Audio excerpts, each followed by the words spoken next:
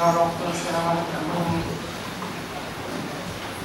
كل سنة وأنتم طيبين بمناسبة الصوم الكبير والأعياد اللي جاية. مبروك عليكم كنيسة جديدة والمبنى أبونا. نقول دلوقتي الآن قد صار لنا كاهن وكنيسة. كنيسة وكاهن حاجة كده جميلة أوي. أنا طبعا بشكر أبونا بطرس وأبونا برام، تعبوا جدا في بنى الكنيسة وتصاريح الكلام وأمن وحاجات كده كتيرة جدا.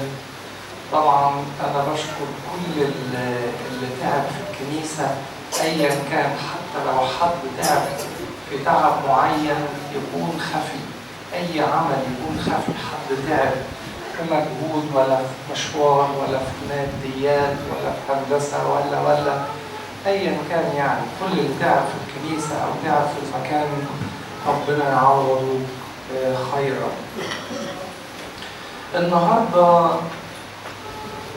الحد الخامس أو السادس، النهاردة حد المولود أعمى. الجملة الشهيرة جدا اللي سمعناها في إنجيل النهاردة دلوقتي: أعلم شيء واحد، إني كنت أعمى والآن أبصر. عايزين كلنا نقول الجملة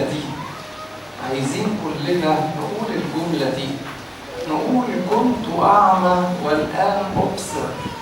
هتقول لي ما أنا مفتح، كويس، جميل، حاجة جميلة جدا، بس أنا أخاف لألا يكون البصر اللي أنت بتتكلم عنه ده هو البصر مش البصيرة. ياما ناس مفتحة لكن يكون شايف بالبصر، لكن زي ما بيقولوا كده أعمى البصيرة. يعني مش شايف حاجات كتير جدا، مش شايف طريقه ناحية ربنا، مش شايف عمل ربنا معاه، مش شايف ايد ربنا اللي بتشتغل، مش شايف حاجات كتير جدا. النهاردة بنشوف المولود أعمى ده، وهي معجزة من أجمل وأكبر وأعظم المعجزات في الكتاب المقدس، ولذلك لم توجد إلا في إنجيل يوحنا. إنجيل يوحنا لم يذكر إلا المعجزات الكبيرة جدا. إنسان مولود أعمى، وهو نفسه قال لليهود كده، قال لهم: لم يسمع منذ الدهر أن إنسانا فتح عيني مولود أعمى. ما سمعناش عن الحكاية دي قبل كده.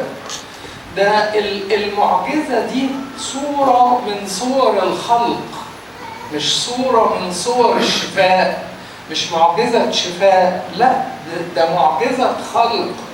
خلق للأعمى عينين، يقول كده: تفل على الأرض وصنع من الطفل طينا وطلى به عيني ذلك المولود أعمى، وقال له: اذهب اغسل وجهك في بركة سلوان، فذهب واغتسل وعاد بصيرا. يعني خلق له عينين. وده السيد المسيح جاي يتكلم أو يورينا عملي عن الآب الخالق، كيف خلق الخليقة وكيف خلق آدم ونفخ فيه وصار آدم نفسا حية. فبيورينا عملي ازاي الخلق كان، وازاي انه صنع من الطفل طينا. يعني الطفل ده اللي عمله صنع منه طين وخلق بيه عينين للمولود أعمى. في الحقيقة المولود أعمى ده فيه شوية مميزات جميلة جدا. أول ميزة في هذا المولود أعمى إنه كان قنوع. المولود أعمى ده كان راجل فقير، يقولوا كده واقف يستعطي. يعني إيه؟ يعني بيشحت، يعني راجل شحات، وما كانش عايز من الدنيا إنه يبقى غني ولا الكلام ده، لا، هو عايز إنه هو يبصر. فحاجة جميلة جدا إن إحنا لما نطلب من ربنا البصيرة، أو نطلب من ربنا زي ما الكتاب بيقول: اطلبوا أولا ملكوت الله وبره.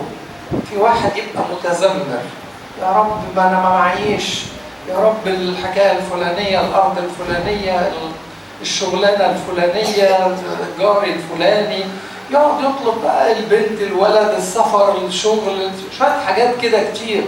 ما قلناش حاجة اطلب وربنا مش هيقول لك لا، لكن هو قال اطلبوا أولا ملكوت الله وبره. اطلب أولا البر، اطلب أولا الفضيلة، اطلب أولا ان انت تبقى مع ربنا، اطلب أولا ان يبقى في علاقة ودالة بينك وبين ربنا، يبقى في بصيرة بتشوف ربنا وبتشوف ايد ربنا وبتشوف أعمال ربنا معاك، يبقى في بصيرة. هذا الأعمى كان قنوع، ما طلبش غنى وما طلبش حاجات كتير، كان واقف يستعطي، لكن طلب من ربنا انه يشوف. اطلب من ربنا ان انت تشوف ايد ربنا معاك، اطلب من ربنا ان انت تشوف نعم ربنا عليك، اطلب من ربنا ان انت تشوف الايجابيات اللي انت فيها. في واحد دايما شايف المساوئ بس، ومتذمر على طول، ومتضايق على طول، ويشتكي على طول. ومشكلتنا ان احنا اوقات نشتكي من ربنا نفسه، يا رب انت سبتني، يا رب انت عملت كده ليه، يا رب يا رب، كلام كتير جدا. لكن هذا الأعمى ما عملش كل ده، كان إنسان قنوع، طلب بس إن هو يبقى عنده بصيرة، إن هو يشوف. فأول ميزة من مميزات هذا الأعمى إنه كان إنسان قنوع بيطلب إيد ربنا وبس. الميزة الثانية إنه كان إنسان شجاع، كان إنسان شجاع بيتكلم عن ربنا. قالوا له إيه الحكاية؟ مين اللي فتح عينيك؟ ده أنت خاطب جملتك أنت وهو. قال لهم معرفش، اللي فتح عيني ده هو ربنا، وشافه وسجد له وقال له أؤمن، وقال لهم يمكن انتوا عايزين تصيروا له تلاميذ. بيتكلم عن ربنا. جميل قوي ان انت تبقى بتتكلم عن ربنا دايما، جميل قوي ان يبقى فيه شجاعة انك تتكلم عن ربنا.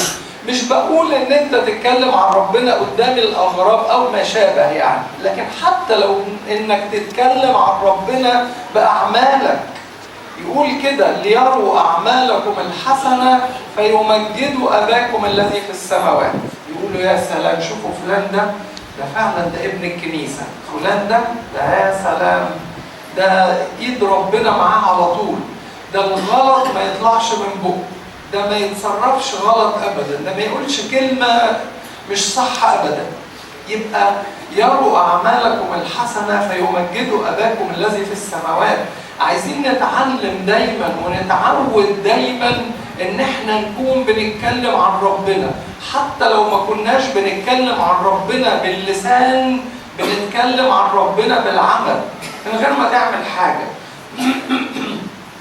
انت في مواقفك او قدام الناس او في تصرفاتك او في كلامك مع الناس، مفيش كلمة غلط، مفيش تصرف غلط، مفيش مكان غلط نروحه، مفيش كل الكلام ده. يقولوا يا سلام ده ابن ربنا فعلا. شوفوا ايد ربنا بتعمل معاه ايه. يبقى شجاع بيتكلم عن ربنا. فهذا الأعمى كان شجاع وما خافش، قال له انا ما اعرفش، انا كنت اعمى والان ابصر.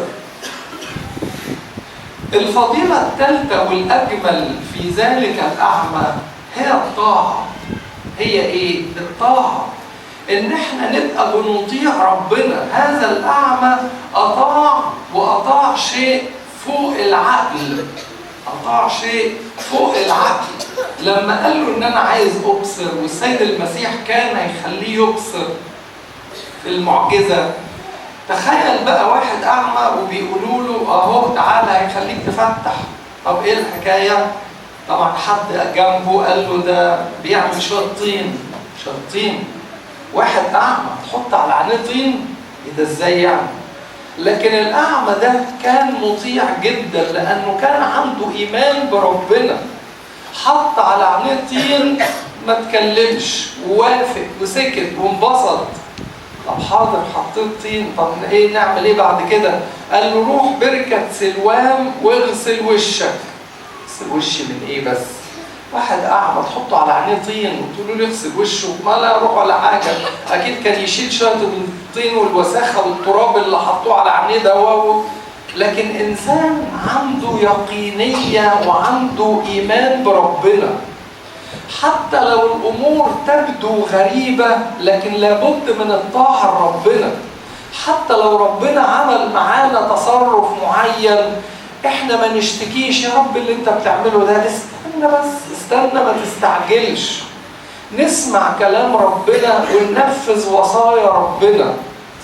نحط على عينين الاعمى طين، ماشي، نحط على عينين الاعمى طين. وتقول حاضر، اقول حاضر. في عبرانيين 3 يقول ايه؟ يقول ان سمعتم صوته فلا تقسوا قلوبكم. ان سمعتم صوته فلا تقسوا قلوبكم. نسمع صوت ربنا وقلبنا من جوه قاسي، اعمل وما تعملش، وصية ربنا والمحبة والمغفرة والتسامح واللطف وطول الأناة، شوية حاجات كتير لكن القلب من جوه قاسي. عشان كده أبونا قبل ما نقرأ الإنجيل دايما في أي صلاة، في قداس، في موتة، في ثالث، في فرح، في أي حاجة، قبل ما نقرأ الإنجيل دايما أبونا يصلي حاجة اسمها إيه؟ أوشية الإنجيل. يقول أعطنا أن نسمع ونعمل.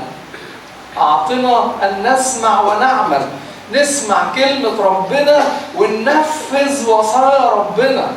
مش بس سمع لكن ننفذ وصايا ربنا حتى لو كان شكل التنفيذ ده صعب.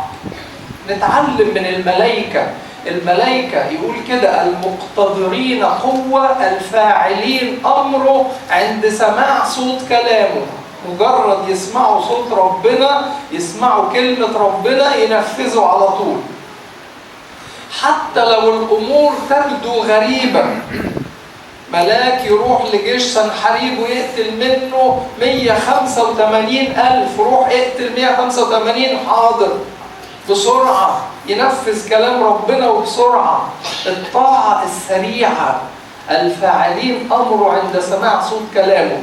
ده حط على عينيه طين وقال له روح اغسل وشك بسرعة، فذهب واغتسل وعاد بصيرا. شوفوا الطاعة بتعمل ايه؟ حتى لو شكل الأمور تبدو مش طبيعية، في الحقيقة الغسيل ده رمز للمعمودية، والمعمودية هو التجديد من الإنسان العتيق. بيموت الإنسان العتيق وبيولد الإنسان الجديد. وجميل قوي ان النهارده مصادفة يعني النهارده دشنا المعمودية، حاجة جميلة قوي، توافق يعني غير مقصود يعني، لكن حاجة جميلة جدا. فالمعمودية اللي لا تتكرر، لكن في معمودية بتتكرر نقدر نعملها. ايه المعمودية اللي تتكرر دي؟ هي معمودية التوبة والدموع. ما هي المعمودية بنتغسل من خطايانا، فانت عندك معمودية تقدر بيها تتغسل من خطاياك كل ثانية مش كل يوم. معمودية ما تتكررش. مفيش حد يجي يقول لابونا يا ابونا انا عملت شوية خطايا كتير وكده ومش عارف اتوب ومش عارف عايز اتعمل تاني. لا، ما ينفعش تتعمل تاني، بس عندنا معمودية تانية، هي معمودية التوبة، معمودية المغفرة، معمودية الدموع. الدموع دي بتغسلك من الخطايا. يبقى تقدم لربنا توبة، وتقدم لربنا مغفرة، وتقدم لربنا دموع كتيرة بيها تغسل نفسك من خطايا كتير جدا. حاجة جميلة قوي انه يبقى عندنا فرصة للتوبة، انه باب التوبة مفتوح لكل انسان، بس ربنا ما بيفرضش نفسه على حد. يقول انا واقف على الباب واقرع، ان فتح لي احد ادخل اليه اتعشى معه وهو معي. يعني انت مش مطلوب منك غير ان انت بس تفتح الاكرة من جوه، هتلاقي ربنا يدخل وربنا يقعد ويتعشى، ونعم ربنا وايد ربنا ومراحم ربنا تبقى معانا. بس المهم ان احنا نفتح الباب من جوه. المهم ان انت تاخد خطوة. المهم ان انت يبقى عندك النية للتوبة او للرجوع ناحية ربنا. اعمل خطوة ايا كانت وسيب الباقي على ربنا. اعمل خطوة ايا كانت وسيب الباقي على ربنا، لان ربنا من خجله ما بيحبش يفرض نفسه على حد، بيسيب لنا الإرادة البشرية. فده راح لبركة سلوام واغتسل وصار وعاد بصيرا. عايزين كلنا النهاردة نتكلم عن الآية دي ونحفظ الآية دي ونبقى راجعين بيها النهاردة ببركة الآية دي. أنا أعلم أني كنت أعمى والآن بصيرا. حاجة جميلة جدا. شوف بقى أنت أعمى في إيه ومش شايف إيه وإيد ربنا فين، ودور على مراحم ربنا ونعم ربنا عليك. ربنا يدينا أن يكون لنا هذه البركات، ولإلهنا كل المجد والكرم والآن.